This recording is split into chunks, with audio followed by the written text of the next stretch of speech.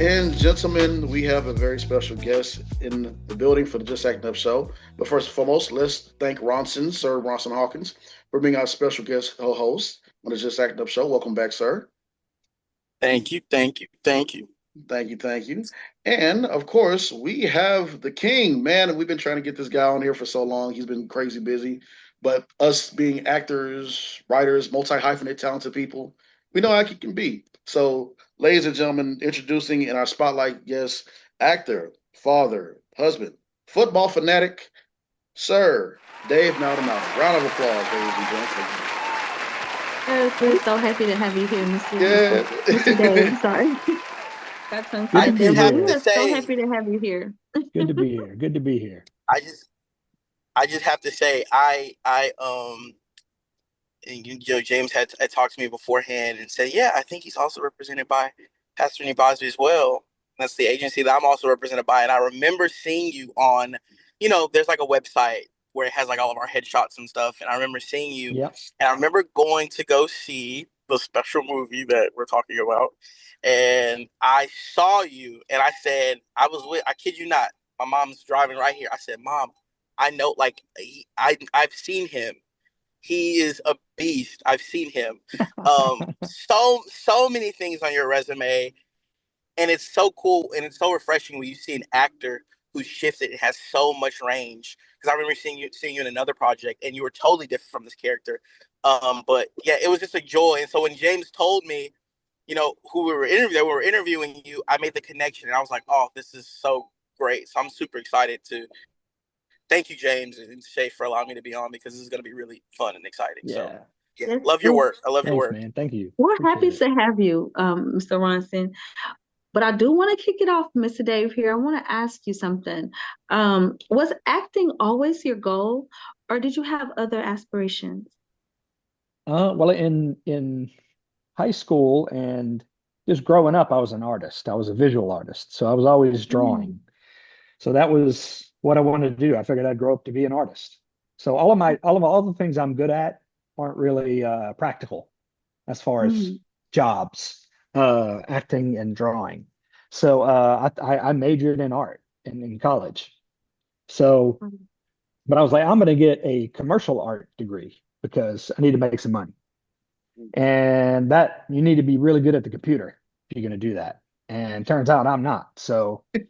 Uh, so I was like, well, that ship has sailed. But I kind of did it for fun in high school. We did the high school musical together, my wife and I both. She's now an engineer, so neither one of us could really carry a tune. We could carry a tune in a bucket, but I knew then that I was like, oh, I'm kind of good at this, I kind of understand what's going on. And then when I got to college, in between drawing classes, I took a few acting classes, and then I just kind of started getting the bug in college. I decided, I'm like, you know what, I'm gonna do theater, and I just did every play I could possibly audition for. I did all the acting classes, um, and decided then that I was gonna that's what I was gonna do. And we moved to Texas 20 something years ago, and pursued theater when I got here, and then slowly started kind of branching out to indie films and commercials, corporate videos in Houston. They have a lot of that stuff, and got an agent, and then over the past 20 years just kind of delved into Austin and Dallas and then Louisiana, and yeah, and then here I am now. Beautiful, beautiful work, sir. So I'm sorry, did I hear you Yeah. correctly? Like you said, 20 years. Now, where are you originally from, your mommy asking? Louisiana. Louisiana, Mm. South Louisiana. South Yep. Louisiana. got Shout out my to the got boot. my got my LSU Yes, got my yes, LSU yes, working, national champions. There you go. So yes. yeah. My family's from uh Louisiana too, so that's why I'm like, shout out to the boot. yeah, we're What we're part of we're Louisiana are you from? New Iberia, Mm, okay, yes, I know right exactly outside where that Lafayette. is. Mm-hmm. And And my you? family is from Plaquemine. Okay. Yeah. I know where that is Mm-hmm. too. Yes. Cool. Cool. Both little small towns, but they're Yeah. known. Yeah. Mm-hmm. Yeah. Yeah. Same. We're known for Tabasco and me. You know, Yes. that's New Iberia is. Yeah. Same, same for my family. My roots are from Louisiana. I'm from Houston, but my dad's side of the family Mhm. is from Louisiana, which is where I get the Okay. last name Joffrion from, the French. But Okay. Got I you. I barely failed it with flying colors when I took French. So yeah, don't ask me at all to Yeah. say. I never took any foreign languages. You know, I just took the bare minimum of what I needed. Lucky. And And I got out. I graduated high school and college by some grace of God, um, and some tutoring from my wife. You know, she had to get me I through know that's right. chemistry and math and all that. So you know, you got to work with what you got. There you go. There Well, I you go. mean, I have a little bit of French, especially since I had, now I didn't understand it, but the people in my family, they still speak Creole. They speak French fluently, Creole French. But Yeah. I felt like if I took French, European French, I would be able to at least understand some of the things that they're saying because I know I felt it in my heart that they'd be talking about us in Hmm. a other language. Right. So I took it. I went all the way to French for honors, and I still couldn't understand the things they were saying. They were using that dialect, that sneaky dialect that you couldn't put your finger on. Exactly, but it didn't help me none. Oh man. Yeah, I mean, in Texas, it's like I try to do the Duolingo and all that for Spanish, you know, plus to have an extra credit or extra skill on my resume. You know, it's like, oh, I should probably learn Spanish, you know, just to have it. And plus, you know, in Texas, it comes in handy. And Definitely. I didn't it I gave up, man. I was like, why? How can an inanimate object be feminine? It's like, you know, like if you Conjugation. I'm like, that doesn't make any sense to me. So yeah, I'm sticking with Oh, English. goodness. No, I took I get it. Spanish and like I think I took Spanish. I was it was something I loved. I got to Spanish 3, but the next level, my Senor Aracon was like, "Hey, well, you know, when you come through across this threshold, no English at all." And I was Uh, like, "Yeah, you know what? This is where I drop off." I'm good. I Uh, got, I'm good. I'm out. You know, as long yeah, as I can yeah, have a little conversational here, biblioteca here, or whatever, I'm good. Yeah. So, that's yeah, Uh, how I it get was it. in French class. In the French 4, like we could not speak English in the class at No, all. When we came in, she greeted us in French. We greeted her back, and there was no English used in the class at all. yeah. But it helped us because, really, to be honest, if you're not using it a lot, you lose it.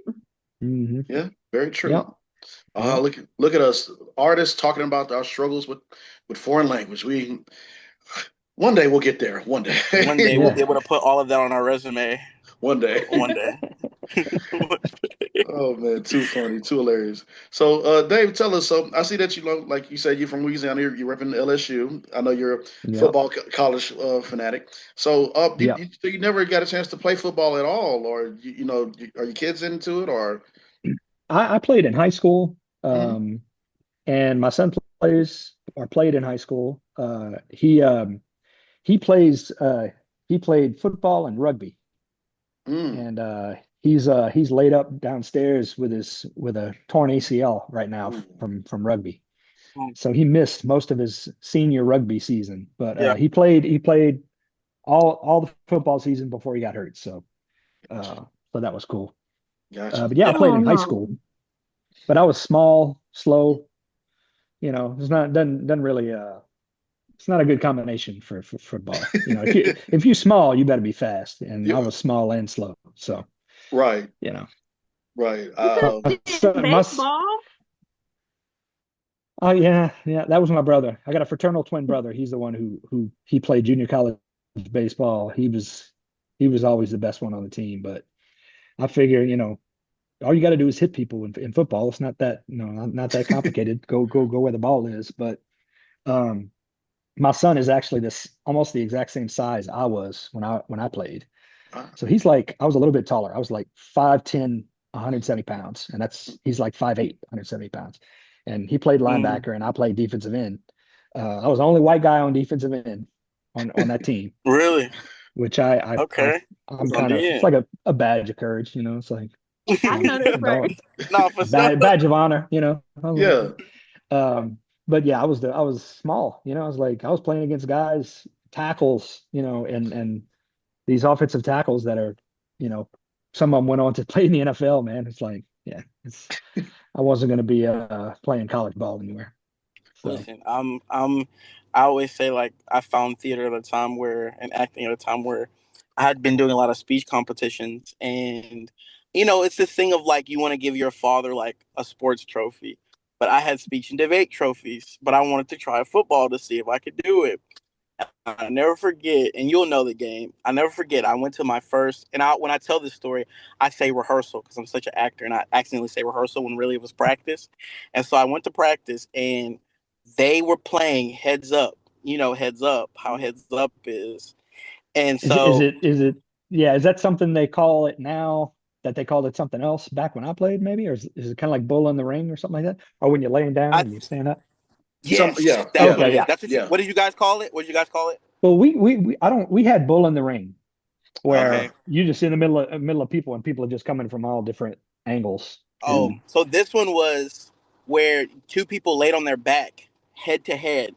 right. And Yeah. then when they blew the whistle, it's who got up the fastest and hit the other person. Yeah. Yeah. And so I remember these two guys were playing heads up, and I saw one guy. One of them got up and he hit the other guy, and it was the most blood curdling scream I've ever heard in my life. Mm. And the guy wasn't moving, like he wasn't Oh, getting up. And so I went to my dad after practice that day.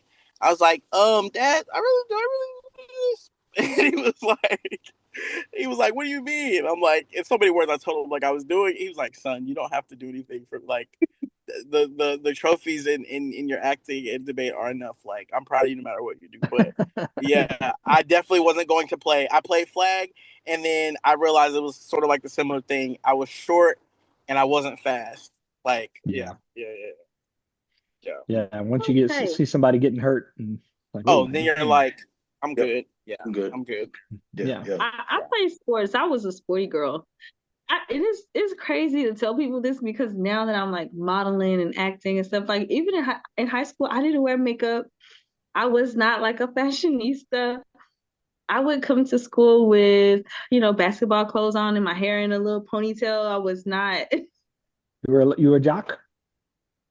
I I mean, yes, I played basketball and I was not into like fashion at all. Mm, And I played varsity. I was going to Lamar University to play there as well. And but yeah, I mean, I don't know what I would be without basketball. Loved the roughness. I liked, mm, all of that, and I like the mm, competitiveness of it. Now I tried other sports like track and volleyball and things like that, and I was good at it. But basketball always stuck with me. I was a little shorter, but I was tough, so I made it work. yeah. I'm As only long as you can handle, 5'5". You don't as find long a as you got lot. them, as long as you got them handles, that's what they call them, right? Handles. I Yeah. did have handles, and I got a mean 3-pointer. There Still, you I go. have a mean 3-pointer. So yeah, All right. I was See. definitely into sports, and it definitely helped me stay focused in school and stuff, and helped me get through. I kept my grades up, and it was mostly Yeah. because of sports. You couldn't play if you didn't pass. Right. Yep. And we Yeah. had And I like mean, extra coaching and stuff from, yeah. them to help us to, be able to continue to play. So I mean, it's a great thing to have in school to like to belong to something like that. Yeah. Um, but I wasn't in drama. That's so crazy. Interesting. Yeah. Yeah. I did it for fun for like one semester. And it was basically the blow off class. Mm. Mm, Musical production was it was just fun. It was good. I mean, we had to hmm learn the songs and all the dances and everything, but it was such a blast. Um, so that was like the end of the day, we would go to musical production, and that was so much fun. But even then, I was mm, like, yeah, I think I was like pointing out when somebody wasn't saying their line right, like in my head, I'm like, what? And the director wasn't getting it. I'm like, well, something's not right. So even then, I kind of like had a feel for it. So, but hmm yeah, all that kind of gives us life experience, and It does. extracurriculars always help you with college and stuff like that. So, um, yeah, every time I remember I auditioned for what's the Christmas Carol Hmm.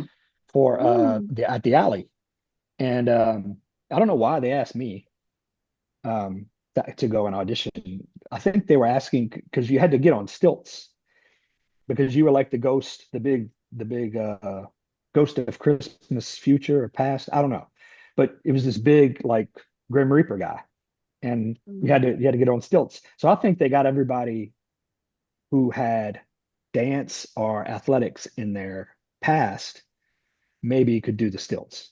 Yeah. I think that's what they did, and the dancers were a lot better on the stilts. Like I walked a little bit and I learned and almost broke my neck falling off of it. So Ooh. I was like, yeah, I didn't get that part. Yeah. Give Didn't them didn't get didn't get didn't get Christmas Carol. So try to I give you feel a like it's all crash. a part of the audition. It's all a part of the just the coming up process. And I think it kind of segues into like the next question of you talking about how it was like an elective class, and it seems like everyone has that story of like this was an elective class and you fell in love with it. So what do you usually tell up and coming actors what they should do to get started in this crazy but fun, brutal but mm, fun business?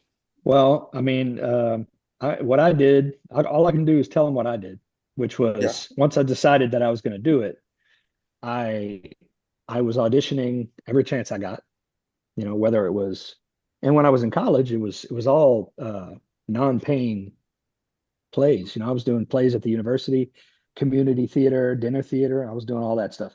So I just was auditioning for everything, and I was doing plays after plays. I'm doing back to back, mhm. and taking every acting class I could possibly take in college. Um, so once you get out of that environment, you know, you go and audition for whatever films, if there's an indie film shooting around there, whatever film commission you have in your area. I always had it on there, and I was like, okay, what's coming up next? I would go audition for. I was doing indie films back to back, and getting together with friends and doing scene study, all that stuff, And that was my route. I just did everything I possibly could, and then I got an agent and started auditioning for more substantial stuff. So Thank you. Thank you. Thank you. yeah, Like I always tell actors, like, because I'm an acting coach myself, and I always tell actors, a lot of people are like, oh, agents, agents, agents. And I'm sure everyone here knows, Shane knows, James knows. Like we all talk about the represent like we've all been at that point in representation of like there's a foundation that you have to build, yes, before Mhm. you yeah, think about that. A lot of times people put, how do you say it, the carriage before the horse or whatever, yeah, however you say Yeah. it. Exactly. Yeah. It's Mhm. they try to, so I definitely wanted to ask you that question, being someone Mhm. who's had a long running career and where longevity derives from, because you can't get yeah, to longevity without that no, solid foundation in the craft. So no, yeah. that's definitely some amazing insight as to things to tell up and coming actors. Yeah, and I mean now it's a different environment now because people there's a lot of this stuff about networking and how many followers you have and your TikTok brand and all this other stuff. A lot of people are focusing a lot on that stuff and they're getting opportunities from that. I never did it that way. Um Mhm. I I I always thought that the work was more important than how many followers I had or anything like that. I never focused on any of that. I figured the followers will come eventually, hopefully, I don't know. But yeah, man, I figure as long as you're doing the work, you're focusing on the work and you're doing a good job, opportunities will come, that's my philosophy. Kind of like Nick Well, I mean, Saban would say. has like the way everything is going now, has it changed how you feel about that? Or do you still feel like, I'm just gonna put in the work? Because I know a lot of times like things around us are changing and sometimes Hmm. it takes us a little while to like notice it and kind of and kind of catch up to what's going on. Like, Yeah. how do you feel about that? Well, I don't worry about it too much. I Mm-hmm. am now that I recently, I'm doing more of these. I'm doing more podcasts. I'm doing more just getting with different people and setting up meetings with people that I wasn't setting up meetings for. I'm Mm-hmm. getting more attention recently. So for me, that's like, yeah, I'll do a podcast. I'll get myself out there a little bit, get a little bit more visibility, exposure. Mm-hmm. Um, but as far as just, putting videos all the time about this or that, I'm like, I don't want to put something out there unless it's something that I feel is good work, or if it's just something goofy. You know what I mean? I Yeah. don't I don't Mm-hmm. because I've built this foundation over the years with all these casting directors that I've built Hmm. relationships with, so Mm-hmm. a lot of them, we have a good we trust each other. They call me in when they know something, I'm right for something, and a lot of times I think, fight for me in the room as well. Um, as far as the casting process, if there's a role that I'm reading for, and that maybe there's something a little bit bigger, they'll suggest like, hey, he could probably do this too, because a lot of times they'll cast out of LA, and then the Southeast will kind of get the leftovers, the Hmm. crumbs, and that does happen, and I'm thankful for all the crumbs I've gotten. Hmm. Gotten a Um, lot of but crumbs. You've gotten a lot a of lot of A lot crumbs. of crumbs, crumbs. man. Yeah. A lot of But crumbs. now, I'm starting to, eat a little more. I'm Yeah. starting to get a little bigger chunks. Yeah. So, Mm-hmm. yeah, but that's taken a long time. That's taken me 20 years to build those relationships and get to that point. So, does that Mm-hmm. answer your question? It does. It does. And I mean, doing interviews like this is definitely gonna bring, even more attention your way, and even more fans, and even more followers and everything. And so, you know, by just this little step alone, that's Mhm. that's pretty much all you need. You don't Yeah, have to but do well, too much these days. They'll come to you because people are always looking for content. And if you're working, you're gonna be seen. Yeah, yeah, yeah. And I think a lot of people focus too much on that other stuff Hmm. yeah, Mm-hmm. as opposed to, learning acting, Yeah. learning the craft of acting, and just getting work and learning on set and that kind of thing. Mm-hmm. And I'm not too worried about my brand or no, yeah, how many followers I have and all that stuff. That stuff's going to take care of itself. I'm not going to go after it. I And agree. I agree. yeah. You've definitely solidified uh yourself in the, I love that you talked about, the relationship that you built with hmm casting directors. And it's crazy because, you know, I'm sure when you first started, um, I've only been doing film for maybe 4 or 5 years seriously. I've been acting since I was a kid, since I was like 10. I'm 26 now. But of course, and I love Tashay's question because, her asking about change. I mean, that's even in the medium of auditioning, like Mm, how auditioning has changed. I mean, my whole thing is I help actors get comfortable with self tapes because when I first got signed with Pastorini, I only had one in person audition. That was years ago. I only had one. Everything after mm, that was just tape. So yeah. I didn't hear with the classic generation of actors where I always say you guys are so blessed to have been able to Yeah. like be in the nitty gritty of like being in the room and Mm, Mm-hmm. people seeing your personality and seeing your energy and you being in person and having that lively medium Hmm. versus all of the sort of superficial aspects of casting now. Mm-hmm. yeah. Where now though you have to, and this is like my brand, as I call it, book the room. That's like my thing, and I teach actors how to book the room through the frame. Hmm. So my question to you is how did you? I mean, obviously, it's safe to say that it didn't really deter you a lot. Switching from in person to, I'm sure you get requests to tape and send in. Yeah. But how did you feel about that change from being in the room and them pinning you or coming in and doing a couple reads or screen testing, and it's all from room versus like now, you got a callback or it's a virtual callback and then Hmm. a Skype call, a bunch of Skype calls. Now you get to go in the screen test, but initially you have to tape. How did Yeah. you adjust to self tape auditions? I was fine with it, to be honest with you. I'm fine with because I work with someone, two or three people, two or three friends that tape me, and I have one that's like my go-to. If I have a really important audition, she's the first person I call. We've known each other forever. Shelly Black. I don't know if you know Shelly. Mm-hmm. She's an acting Yeah, coach in Houston. yeah. She works at UH, I believe, still works as an actor. And we're good friends. We have great chemistry. When I go in there, she knows I'm prepared. She has all the other technical stuff taken care of, and I just go in there and we knock it out. And most of the time, I don't even look at it. I just we read it, and I was like, yeah, felt good. And if I have any questions or concerns about something, like how do you think this would play out? Um, but she knows most of the time I'm prepared. I'm ready to go. I don't need any coaching. I don't need any of that. Because there's a lot of coaches that will, if they're taping you, Mm-hmm. they offer feedback, whether you like it or not. Yeah. And I'm like and Shelly knows I don't want that. I don't want. I know what I'm doing, and I don't need any help. If I do need help, I'll ask you. Um, so yeah, it's just it's such a streamlined, efficient way that we do it. And like I said, we have really good chemistry. We know each other so well.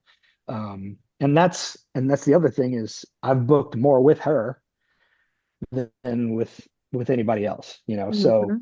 I'm not gonna I'm not gonna mess with something. I'm not gonna try to fix If it ain't something broke, that's don't not fix broke. it. Right, Yeah, Right. right. yeah. And Exactly. and I love Shelly. I met Shelly when she was, I don't know if she's still with Deke Anderson's Next Level Acting Studio, but I learned a lot from Hmm. her when I was with her, and she's just amazing. And she probably don't remember me because she gets so many students, but tell her I said Yeah. hi. But All she's, right, will do. yeah, she's really sweet. And I was going to ask you too.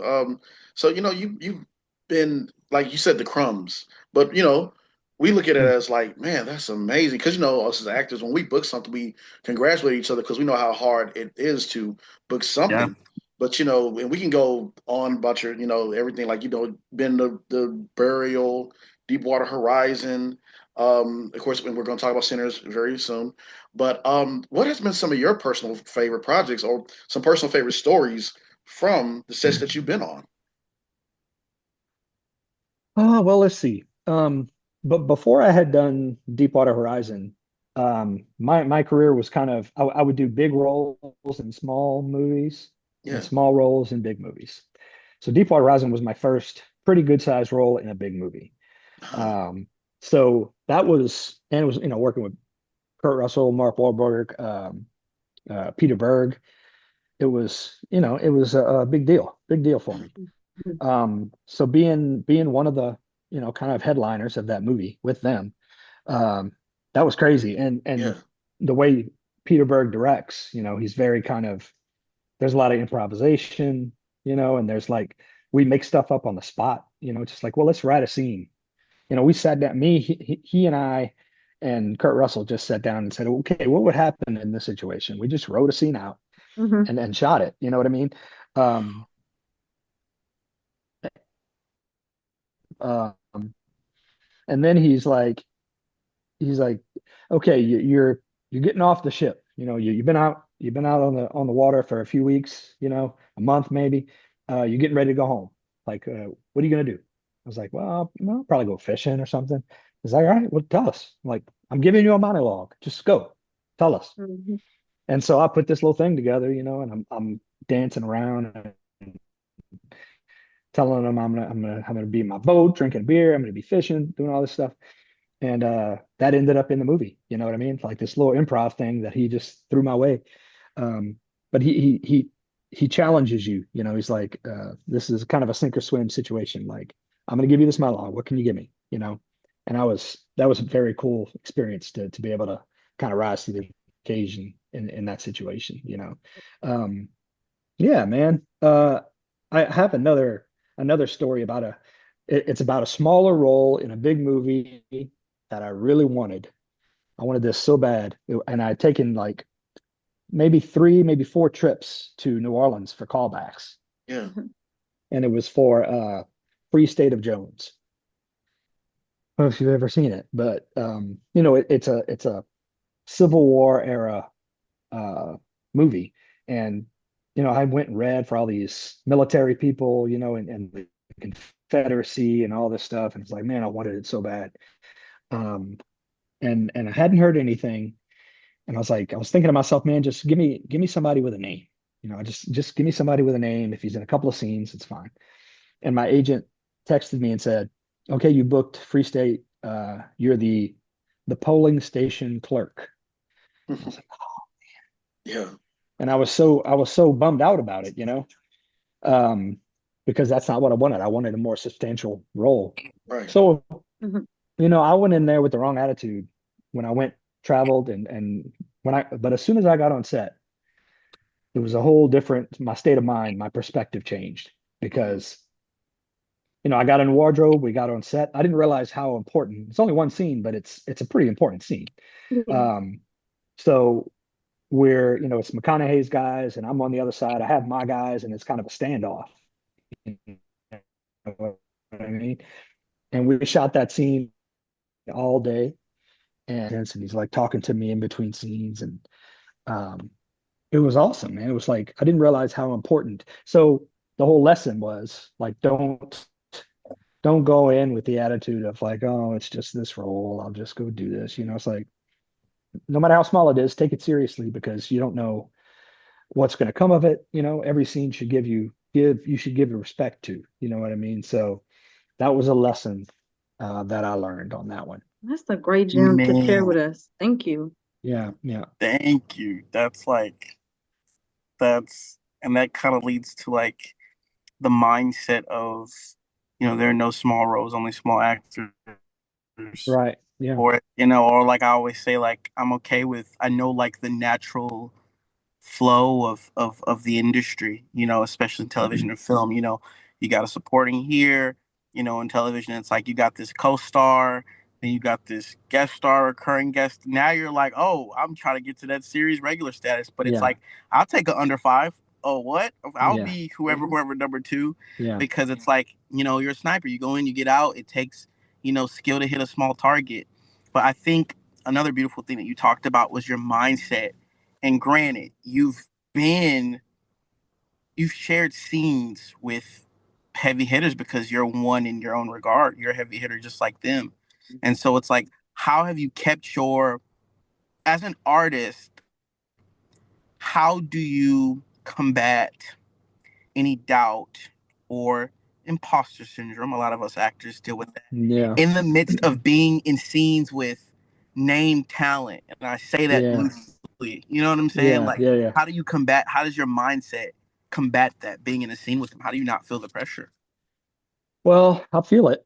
I feel the pressure. And every project there's another, A-lister here, or, the lead in a series, or, every project is different. It's always new. There's always new obstacles or some, different personalities that you're gonna have to deal with. Um, and I try to be myself and I try to just treat everybody with respect. And I try to prepare as much as I can and give the role the respect that it needs. Um, and once I get on there, I kind of, take a deep breath and just say, okay, it's time to go to work. And make sure you stand up for yourself too. You know what I mean? Like when you're talking to the director, you're talking to other cast members. I think it's important to, if you have a thought, if you have an idea, if you think, well, I don't, why would he say it this way if it's this way? You know what I mean? Hmm. And a lot of times I'll just throw ad libs in there just because I think it sounds better. And most of the time they keep it. So I remember on Deepwater, I was the drill ship captain. So when all this stuff was happening, of course they had the stars of the movie. They had the Mark Wahlberg and all these other guys that were kind of being the heroes. And I kind of just got in a lifeboat, you know what I mean? And I'm like, I looked at Pete and I was like, so what, so I'm the captain of the ship. He's like, yeah. well, shouldn't I be doing something? Shouldn't I be? He's like, oh, well, what do you want to do? It's like, I don't know, but I don't have really a position of authority here. It's like I'm not. And he's like, well, let's do this way, and then we'll figure something out. But he came up to me afterwards and said, like, yeah, I respect what you said, and I understand it. But in not so many words, saying like, yeah, it is Mark's movie. It's Mark Wahlberg's. He's the hero.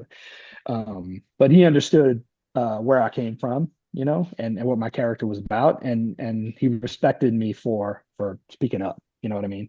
And that's really difficult to do coming up. You just want to Hmm. fall in line and keep your head down and work. Um, Yeah.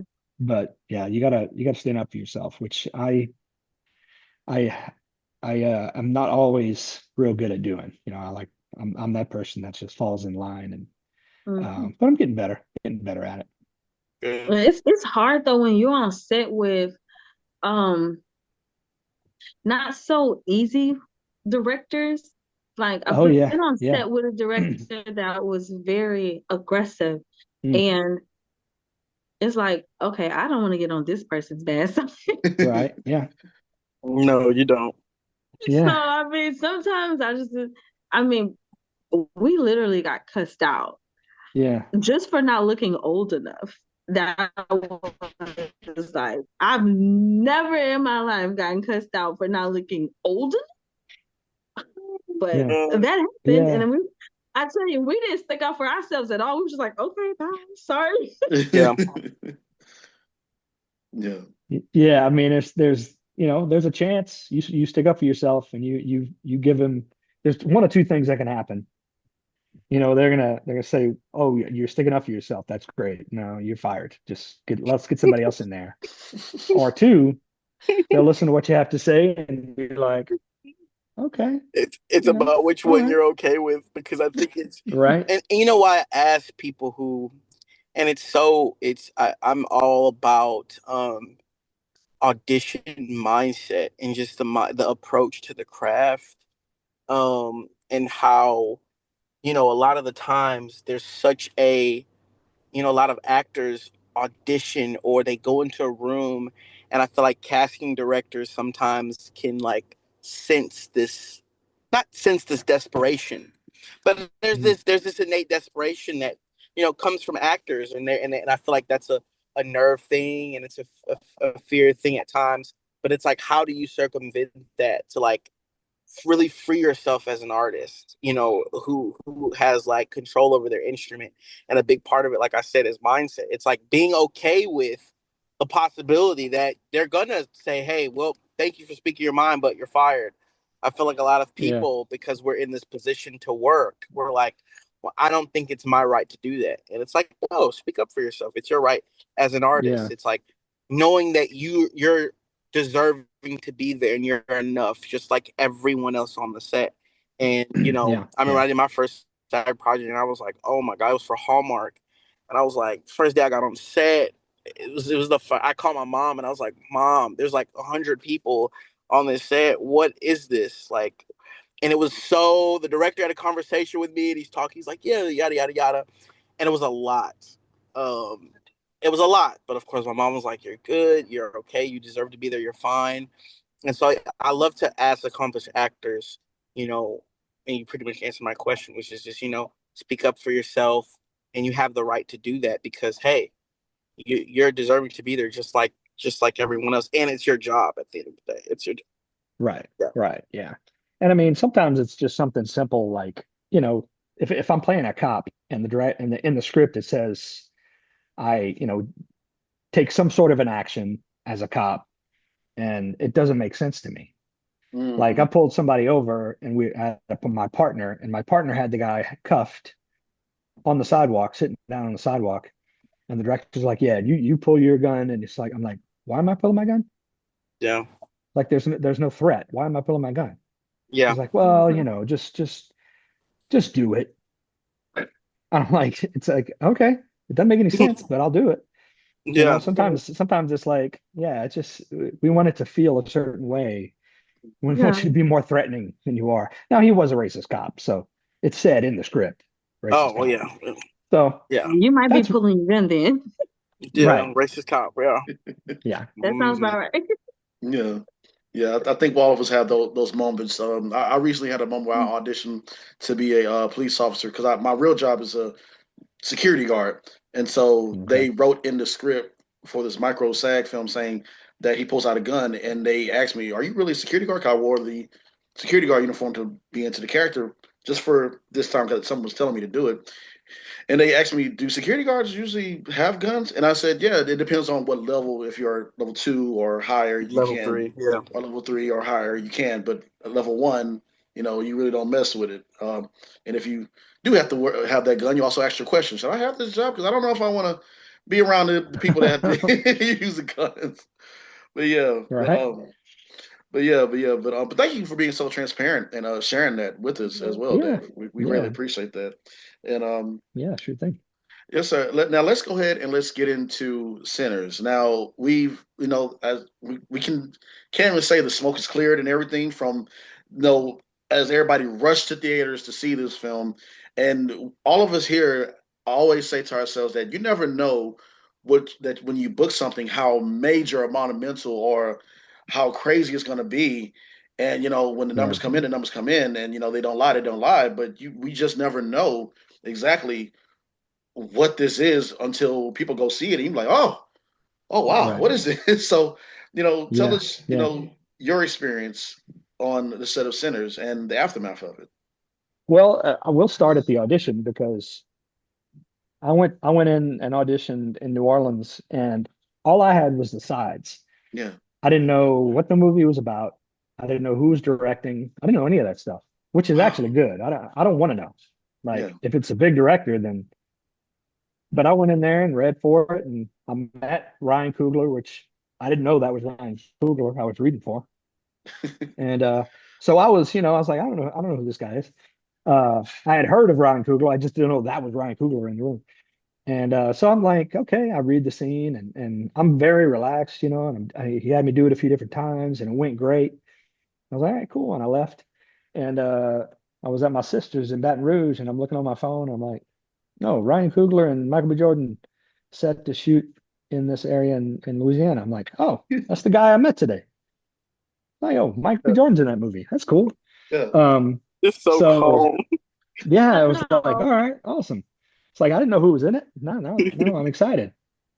But so yeah, once I got the role and uh we did the table read with all the cast and everybody. And since I had a smaller role, they always had me read for two or three other characters, and I'm reading through all the characters that I gotta read for, and I'm like, they were singing. I'm like, they got singing in this. And I looked at Megan Lewis, the casting director. I'm like, y'all got me singing in this thing? I got a table read. You want to have me sing? Like, Yeah. come on, man. But then when you see the movie, it's like, man, like I can't hold a candle to those guys who are singing in that movie. Right. It's like, come on. So, and then, we get halfway through the read, and then the whole script, the whole vibe changes to the vampire stuff. And I'm like, what? What is going What on kind of here? movie is this, man? I got vampires in this thing? I was blown away, man. Yeah. Um, I couldn't believe it. So I was like, all right, cool. And then, once we got on set, and Ryan is just he's such a chill, Yeah. humble guy. And you know, Michael is the same way, man. He's super kind and humble. Both of them were so cool the whole time. Didn't really get kind of been out of shape, or he's not an aggressive director by any means. He just has that relaxing quality that he just puts you at ease. Um, and we would try a few different things, and we were laughing a lot. Um, I did a couple of ad libs that they enjoyed that didn't make it in the movie, um, but yeah, man, I never saw them get bent out of shape about anything. I mean, Ryan was under a lot of pressure to get this thing in on time. We had all these different complicated shots, with the twins. He Right. had to play both of them. He had to switch out of his costume, wardrobe, and put a different one on. We had to shoot it all over again. And Jordan too had a lot of pressure on him. I mean, it's the whole Mm. movie's riding on him, if it's going to be a success. Um, but he was always cool, always humble, kind, and I never saw him get impatient except for with himself. He got impatient with himself a couple times when he would like mess up a line or something. That's the only time I ever saw him get annoyed. Yeah. So yeah, man, I can't say enough about those two guys, and um, just it was a joy to be on set with those guys. Then I went to the premiere in New York, Mm. um, and so when I go to the premiere, it took me a little bit of doing to get on the red carpet because I didn't know who I was. Um, Yeah. I learned now that you have to tell them your name. They Mm. can't just you can't they just can't take your word for it. They're like, yeah, I need to be in there. And they kept sending me away, sending me inside to get my tickets inside. And I'm like, no, I'm supposed to be in there. Finally, I went up to this guy, and the security is like, large guys with earpieces, looking around, keeping everybody Mm. out. And finally, I told the guy, I was like, look, man, I'm trying to get on the red carpet. He's like, you got any credentials or anything? I was like, I showed him the IMDb. I'm like, well, that's me. That's me right there. Yeah. And he's like, oh, okay, come on in.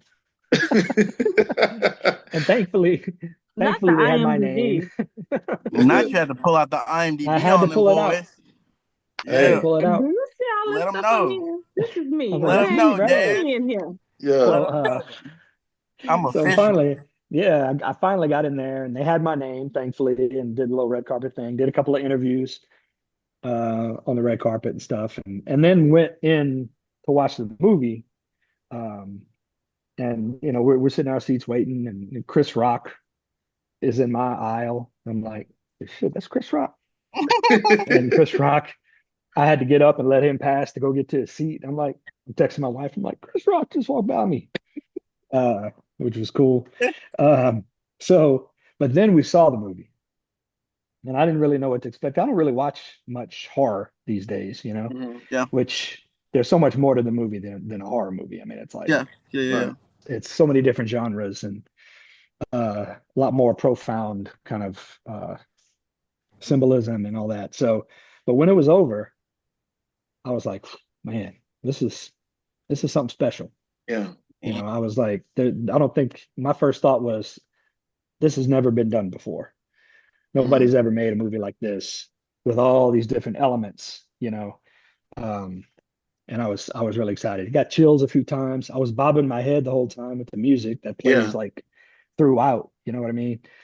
Um, so yeah, I don't even remember what question you asked me, but uh, And you're a part of that. Yeah. That's the beautiful thing. Like you were a Hmm. part of. I kid you not. I remember seeing you, and I always say it's like there was a workshop that I held here, and the guest actor that I brought in talked about like degrees of separation. mm, Like Mhm. mm, there are small degrees of separation, and it may seem like it's an unreachable feat, but it's like you're sitting in a row with Chris Tucker, and he just walks in front of you, and it's like seeing you, knowing that we're with in the same area with the same agency, and I see somebody, a part of that family, on there. It was like, dude, the degrees of separation are not as far away as we think. yeah, It's like everything could be attainable. It's like you were a part of something huge and you were impactful on the screen. Like Hmm. you were yeah, noticeable. Your performance was impactful. Your performance, it was like an on-camera masterclass from just, I don't want to give it away. I mean, I'm sure a bunch of people have seen it, but it was just like yeah, the ending chunk that was the button of the movie. You were a part of the significance of that, you know. yeah, yeah, So it was very like, yeah, wow, like seeing someone able to get, it's like, man, the degrees of separation are so, yeah, it's crazy, but it's like you deserve to be there, and it's like, how do you, it's dealing with that, like, wow, I'm really here in this moment, yeah, able yeah, to, and blessed to do this work. yeah, and just being there and feeling like I belong there, mainly because they made me feel that way. Yeah. You know, that I was sitting in my seat waiting for the movie to start, and somebody came and got me out of my seat. And was like, Dave, we need you over here. And I was like, oh man, I'm in trouble. What I did. So they say we're gonna take you into the green room in the rest with the rest of the cast for the announcements. I'm like, oh, cool. Oh, nice. So So we cool. all went with all the rest of the cast, and Ryan, the producers, got up on stage and talked a little bit, and then Ryan came out and spoke, and then introduced all of us, and we all got on stage together, which Oh was, wow. you know, It's Mind Mind beautiful. blowing. blowing. very cool. Yeah. Oh, Yeah, it shout was out to awesome. Ryan Coogler, man. He did it the right way. Yeah, Yeah. It yeah, sounds like Right. he did it the right way. When you'll know if a director did it the right way by how the cast and crew feel about the production of the hmm movie. yeah, A blessing to have Yeah. for being on a production. And it's like you feel like things are being done the right way, and they treated you like you belong there. Because, Mm-hmm. and again, it's not taking the novelty away from the job, but I always try to shift my mindset to like at the end of the day, we're just doing the craft. We're yeah, playing. right. It's like another day in acting class.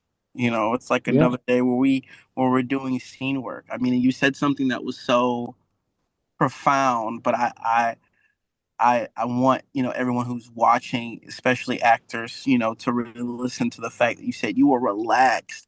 I tell hmm actors all the time that's the number one superpower that any actor can have is to be relaxed. Hmm. yeah, Uh, because there have been so many auditions where I've done where I mean I feel like I've booked because I was relaxed, and there were ones my first in person one after years I bombed. It was bad. Like I bombed. I feel like I tell actors like the road of your career, it's not linear. It's this. One day I'm good. Next Hmm. day I suck. One day I'm like, man, I was meant to do this. The other day I was like, I need to go look for another job. And then yeah, it's like, yeah, why did I do this? Maybe I go learn how to play chess. Maybe I can go. Like, it's so you have those moments where the journey Mm-hmm. is like you doubt yourself, but I had that moment because I wasn't relaxed. yeah, So that's very. I love that you said you were relaxed when and it was an in-person audition, right? It was an in-person yes, audition. Oh, yes, beautiful. That's Wow, Beautiful. beautiful. yeah. you didn't even have Um, to sit in the table. It was an in-person audition. you know what? Somebody asked me that. I don't remember if I sent in a tape or not. Mm. I may have, and this was a callback. I don't know. Um, but usually you send a tape in. Um, I sent, sometimes you go straight to callback, and that it might have been Mm-hmm. that this situation, but I'm telling you, that's a it's blessing. like, yeah, man. I Were was, you in there what was I long? talking? Oh, maybe 10 minutes, maybe. And that's Yeah. the thing about, when I was telling somebody today on another podcast, I've made a lot of trips to like Austin and Dallas and New Orleans and Atlanta, and just, you know, laid an egg in the room, just bombed, Yeah. like you said. And that's a tough pill to swallow, you know what I mean? Mhm. Um, that's why you gotta try to find a way to get over those nerves and go in there and not really care whether or not they like you or not. Just go in there and do your thing. Yeah, I love that. Find a foundation that is good, even if it's doesn't Yeah. jive with what they want to do. Um, Mhm. they'll see that, oh, he's got some chops, he's confident, um, he's assertive with the scene, and then they might say, okay, well, let's try it this way. And as soon as they do that, I'm like, yes, Yeah. it's like we're gonna try something else. They want me to keep me in the room for a little while longer. Yeah, It's always a it's Yeah. good either thing. that or Mhm. the okay, thank you, and you're like, Yeah, that's Like, the thank worst. oh. you. You're not saying anything. Let me just throw these signs away. I'm done. Like Like That's the worst. I'm I The had done. worst. one that was like, how did they say it? Thank you, you were awesome. We'll be in touch. Yeah. That's what I you was do. like, I You're not know they're not touching gonna be in any touch. phone to No, I call know me. you're not gonna be in touch. Yeah. Oh man. So Dave, a couple more questions and we'll get you out of here. So like you said, you've been with some heavy hitters, been in some amazing, amazing work. But Mhm. are there, let's play director real quick. Who would you like to cast in your own film if you had the chance to? Like maybe top five or top six actors, who would you cast Ooh. that you have not worked with, that you would love to work Gary Oldman. Would love to with? work with him. Ooh, Um, I mean, one of my favorite movies is True Romance, and his role in True Romance is yes. just unbelievable. Oh, Um, yes. Jeff Bridges. I'd love to work with Jeff Bridges. Oh yeah. Mm. And a lot of the same actors that I like seem to be a lot of the same actors that the Coen brothers like. You know, Oh, whoever they cast, I want to yes. work with Francis McDormand, um, you know, guys like that. Francis McDormand, I think, is brilliant. You know, yeah. Other than that, man, those are the main ones that I'd want to work with, Yeah. and a couple of directors. You know, I want to work with, Yeah. um, you know, I want to work with the Scorseses Hmm. and the James Camerons and all those guys. But that was a definite. When I worked with Peter Berg, that was a big one for me. And then Coogler, of course. The first movie I ever did was with Joel Schumacher. Mm. So, and for that audition, I, I was so nervous I couldn't even see straight, you know.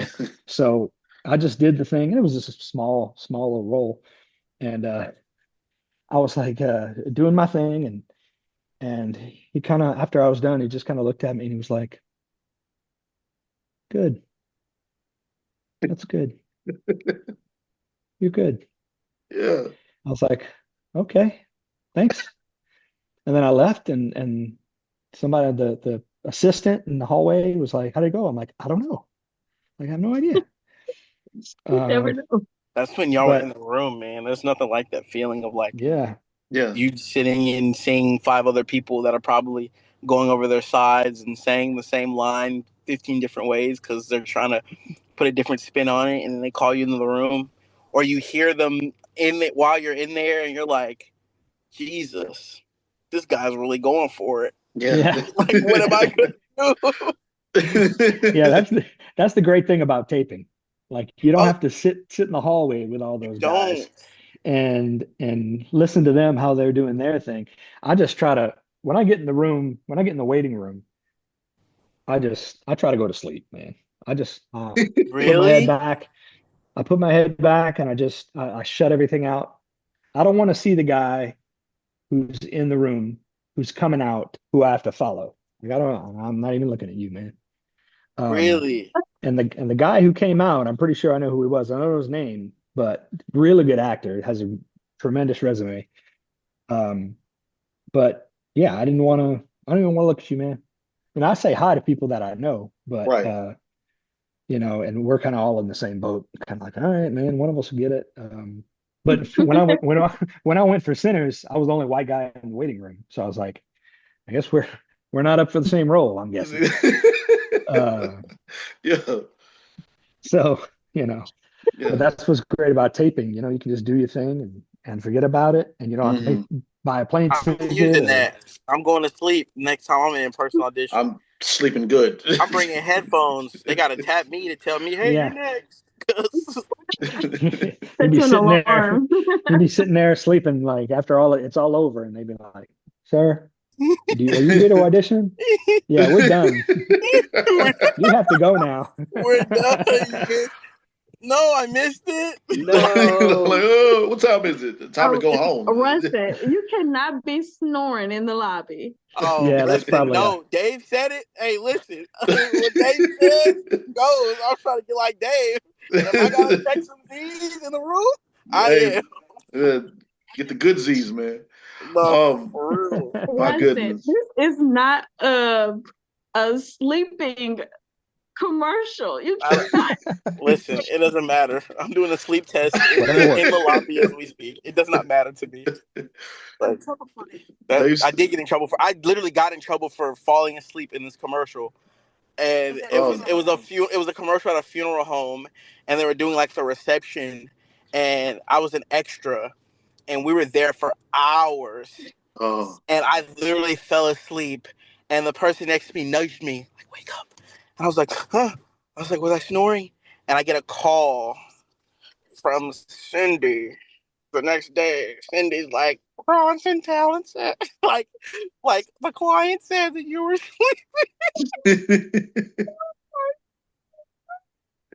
I'm I was sorry. like, I I'm was like sorry. Cindy. I was like Cindy. I didn't feel good. You know, Cindy is so sweet. I was like Yes. Cindy. I didn't feel good, and she was like, "Well, no, next time you have to tell me because you'd think they'd call you and say, yeah, he fell asleep, and it was just it made the scene like it was like It made the scene. There we real. It was so it's real. He fell asleep. It was yeah. great. I Oh would my have kept it in there. You would have been snoring in my movie. oh my God, gosh. dude. What church funeral do you not go to if somebody is not sleep snoring in the That back? Oh my God. somebody's gonna get caught. Oh Yep. man. Somebody.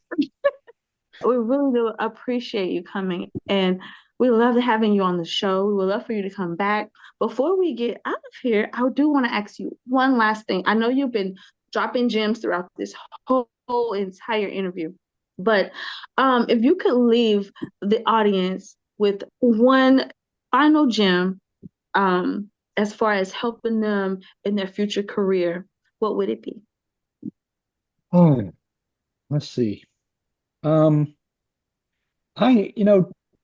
if you're an actor and you have these opportunities to go in and read for these directors and casting directors, um, don't go in there trying to figure out what they want, and don't go in there trying to figure out how to please them. Prepare the way you're going to prepare, and just give them this gift of your interpretation of the character and the scene, and just go in there confidently. It may be totally off base of what they want, but if you go in there confidently and do your thing and do it with confidence, they'll see that most times. And regardless of whether you book that role, maybe they'll say, "Oh, he's good. Let's you know what he would be good for? This other role." That's like, why don't you go outside and read for that? Go look at these sides, which I love when they do that. That means they're that much more interested in me. And I don't have time to overthink the scene. Mm-hmm. I just go out there, I read it, like, okay. And overthinking is a big problem. For me, it has been. So just have confidence, go in there and do your thing, have confidence in yourself, in your preparation, and don't worry about whether or not they like you, whether or not you're going to get the job. Just take that opportunity to bless them with your ability and your unique interpretation of the sides and of the scene and of the movie of your character. That would be my best advice. Love it. Love Thank it, you love it, love so it. much. Thank you, Dropping. Dave. Thank you. Thank you. Thank you. Thank you. Thank Hey, you, my sir. pleasure. Thank you, sir. And ladies and gentlemen, that's going to be it for us. Dave, you are welcome back anytime, especially if I reach out to you. But just greatly appreciate you for what you do and your expertise and just everything, the stories, all of it. I've been following you. I think I met you a few years ago at a workshop. Mhm. And I was like, man, this guy is just so talented, so amazing. And I was just like, man, I just kept the eye on everything that you do and learn from afar. So just thank you, Mm.